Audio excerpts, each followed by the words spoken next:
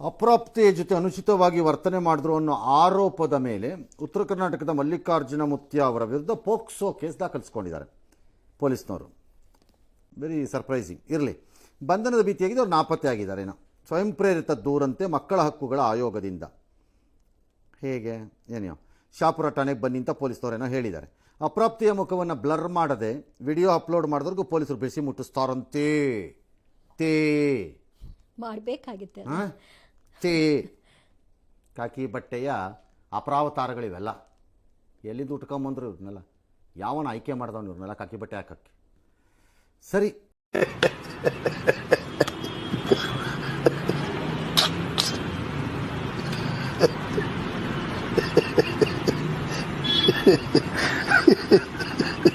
ಆಗಲಿ, ಇರಲಿ.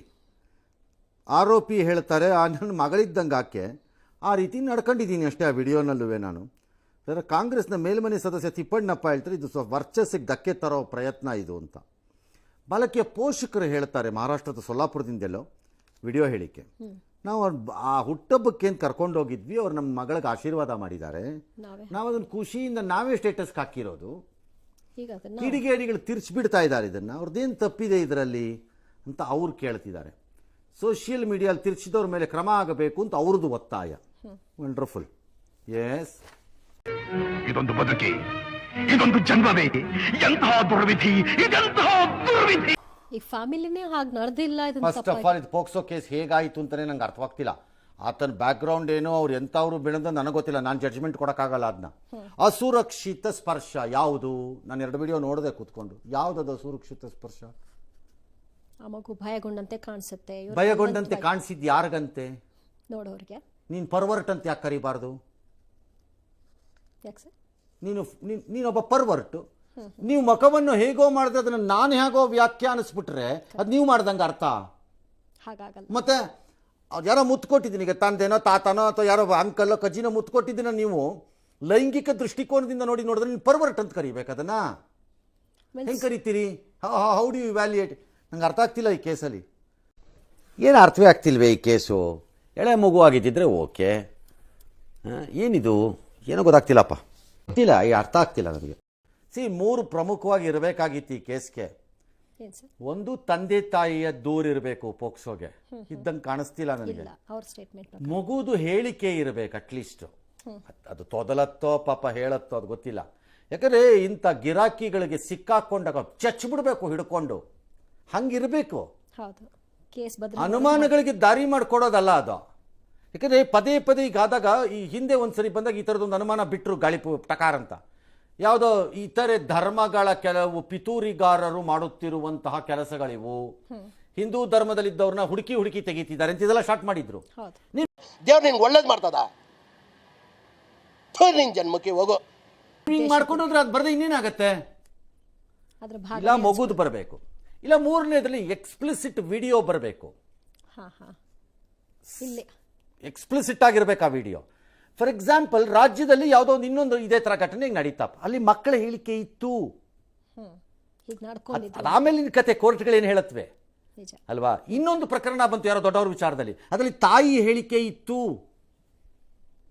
ಇದರಲ್ಲಿ ಯಾರದ್ದು? ಯಾರೋ ಕೋಸುಂಬೆ, ಅಸುರಕ್ಷಿತ ಮಿಸ್ಟರ್ ಕೋಸುಂಬೆ, ನಿಮ್ಮ ಮನೆಯಲ್ಲಿರೋ ಒಂದು ಮಗು ಹೆಸರು, ಫೋಟೋ ಮತ್ತು ವಿಡಿಯೋ ಕೊಡಿ, ಬಿಡ್ತೀನಿ ಅಸುರಕ್ಷಿತ ಅಂತ. ಯಾರೋ ನಿಮ್ಮ ಕಜಿನ್ನೋ ಫ್ರೆಂಡೋ ಆ ಮಗುಗೊಂದು ಮುತ್ತು ಕೊಡ್ತಿರೋದನ್ನ ನಂಗೆ ಗೊತ್ತಿ. How do you decide all this? Very sad. ಹಿಂಗಲ್ಲ ನೀವು ಕೇಸ್ಗಳನ್ನ ಹ್ಯಾಂಡಲ್ ಮಾಡೋದು ಇಂಥ ಪ್ರಕರಣದಲ್ಲಿ. 3ನೇದು, ಈ ಬಡತವಿಂದ ದೇಶ ಉದ್ಧಾರ ಆಯ್ತದ? ಈ ಘನತೆ ವೆತ್ತ ಬುರುಡೆಗಳಿವೆಯಲ್ಲ, ಅದ್ಯಾರೋ ಮಕ್ಕಳ ಹಕ್ಕು ಆಯೋಗ ಅಂತನೇನು, ನಿಮ್ಮಂಥ ಬುರುಡೆಗಳು ಮತ್ತು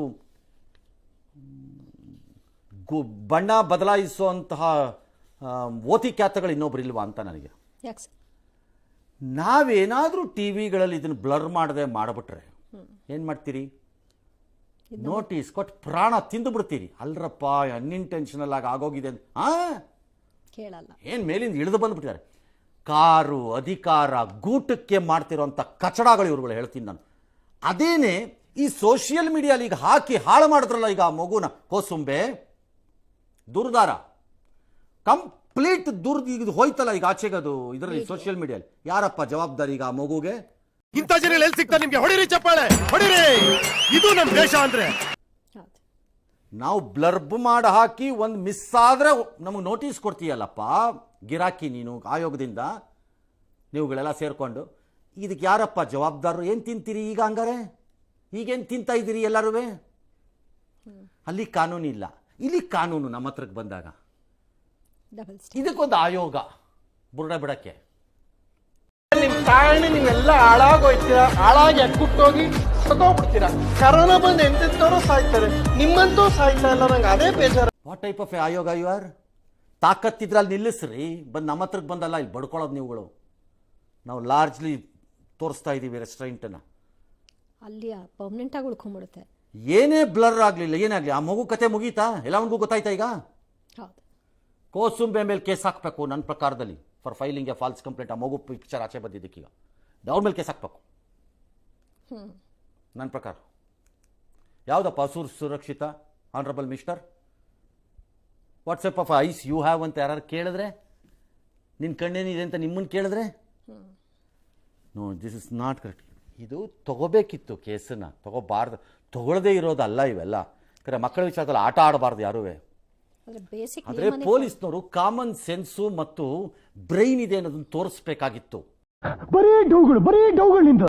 ತಗೊಂಡು ಪ್ರಿಲಿಮಿನರಿ ಇನ್ವೆಸ್ಟಿಗೇಷನ್ಗೆ ಹಾಕ್ಕೊಂಡು ತಂದೆ ತಾಯಿಗಳನ್ನ ಮಾತಾಡಿಸಿ, ಮಗುನ ಮಾತಾಡಿಸಿ, ಪಕ್ಕಾ ಮಾಡಿ ಆಮೇಲೆ ಒಳಕ್ಕೆ ಬರಬೇಕು.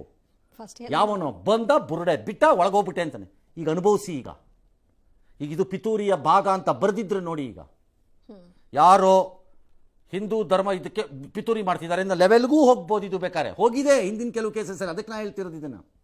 ಎಕ್ಸಾಂಪಲ್ಸ್ ಇದೆ. What a sad state of affairs by our police department. What type of officers you are? Basic ಆಲೋಚನೆಗಳನ್ನು ಮಾಡದೆ ಕೇಸ್ಗಳು ಮಾಡ್ತಾ ಕೂತ್ಕೋತೀರಿ, ಹಾಳು ಮಾಡ್ತೀರಿ ಒಳ್ಳೊಳ್ಳೆ ಕೇಸ್ಗಳನ್ನು. ನಂಬಿಕೆನೇ ಬರ. ಅದೇ ಅವ್ರ ಉದ್ದೇಶ ಇದ್ದಂಗಿದೆ. Nobody can defend such allegations. ಯಾರು ಡಿಫೆಂಡ್ ಮಾಡ್ತಾರ್ರಿ? ಆದರೆ ಮೂಲನೇ ಇದ್ರಲ್ಲಿ ಕರೆಕ್ಟ್ ಇಲ್ಲ. ಎಸ್ ಮಧ್ಯಾಹ್ನ ತಕ್ಷಣ ಗುಡುಗು ಮಿಂಚು ಬರ್ತಿದೆ.